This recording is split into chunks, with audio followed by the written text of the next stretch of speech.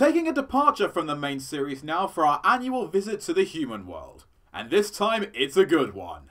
Let's take a look at the brand new Equestria Girls, Legend of Everfree. This time around, the Cancelot High students are taking a week-long trip to Camp Everfree, which is in danger of being shut down. In between a host of activities, the girls all work on repairing a river dock, intending to use it as a runway for a fashion show that they hope will save the camp from closure. While that's going on, the human Twilight, or Psy-Twi, struggles to battle the memories of her demons after transforming into Midnight Sparkle at the end of the last film. And alongside her and Spike, Sunset Shimmer is investigating some mysterious goings-on at the camp, which she believes may be connected to a legendary spiritual creature known as Gaia Everfree. Although it had a shaky start with the first movie in 2013, the Equestria Girls series has gradually continued to be a consistently entertaining and intriguing collection of films since then. And thanks to writers Joanna Lewis and Christine Sonko, its winning streak continues here, with another well put together and highly enjoyable feature.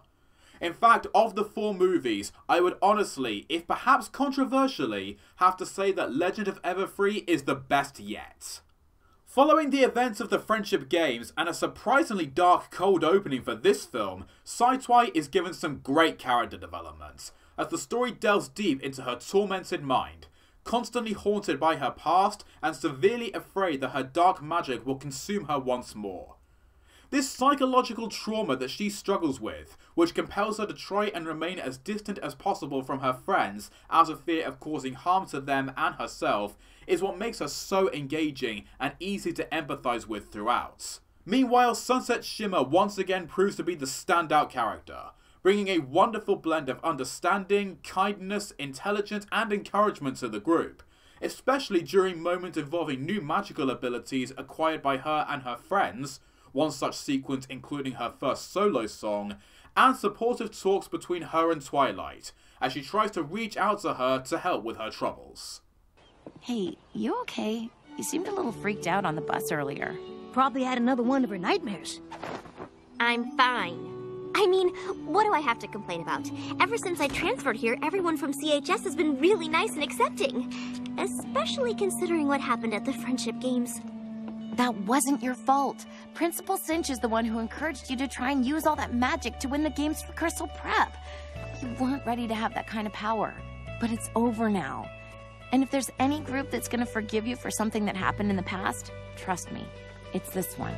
We may only get to see Sunset once a year for these films, but the more I think about it, I think she might actually be my favourite character in the entire franchise. Or at least, joint favourite with Pony Twilight. There's just a real sweetness to her, someone who's always willing to show a lot of heart and compassion for her friends, as well as always stand by them and bring out the best in them, just as they've done for her since Rainbow Rocks. This incredibly likeable side to her has continuously grown with each film, and nowhere is it better showcased than in this one.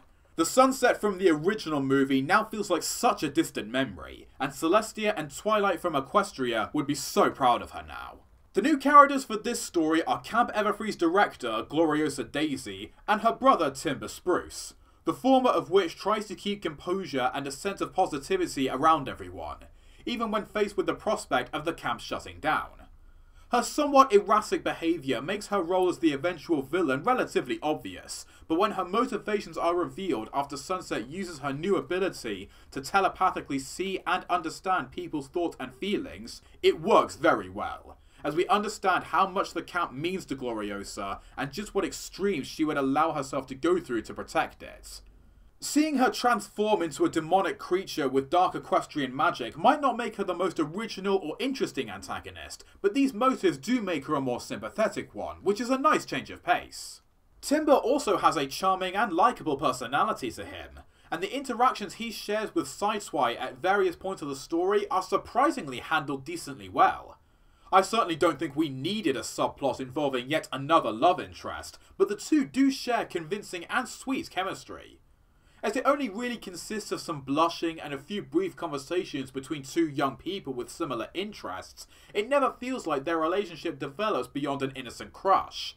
But as it avoids blossoming into anything truly deep or romantic, their moments together never feel shoehorned or overdone, and the connection is all the better for it as a result.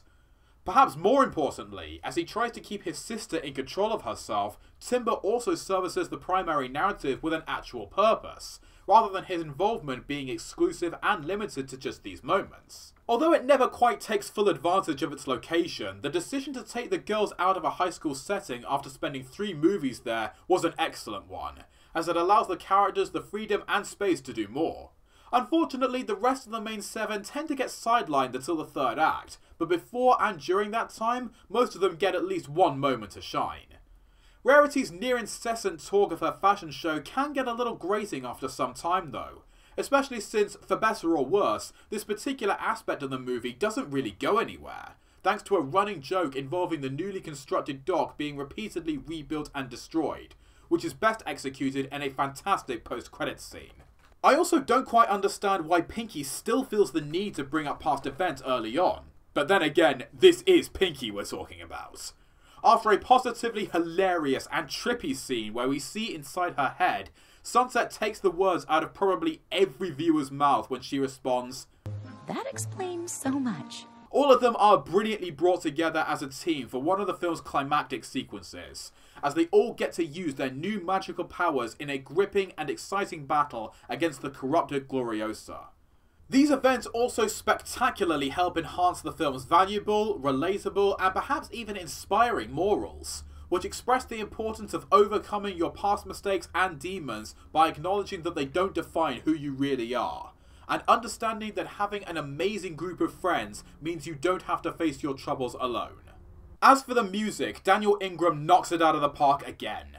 From the jolly and upbeat Mumford & Sons style title track, to Twilight's beautiful introspective ballad Midnight in Me, or from Sunset's uplifting and inspiring solo Embrace the Magic, to the haunting villain song We Will Stand for Everfree, this 6-song soundtrack is another marvellously eclectic mix of great tunes.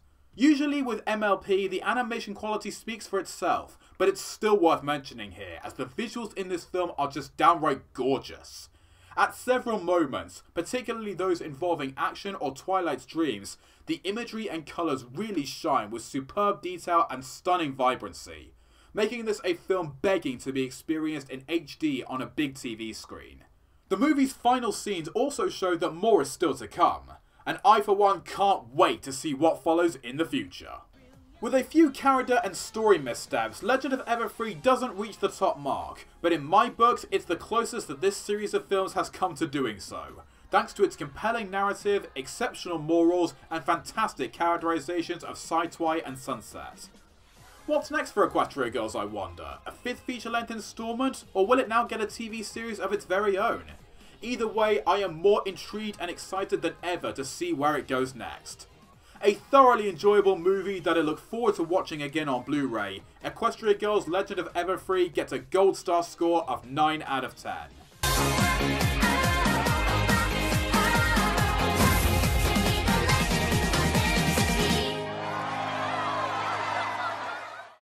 Hey Everpony, thanks for watching my review and I hope you enjoyed the movie as well.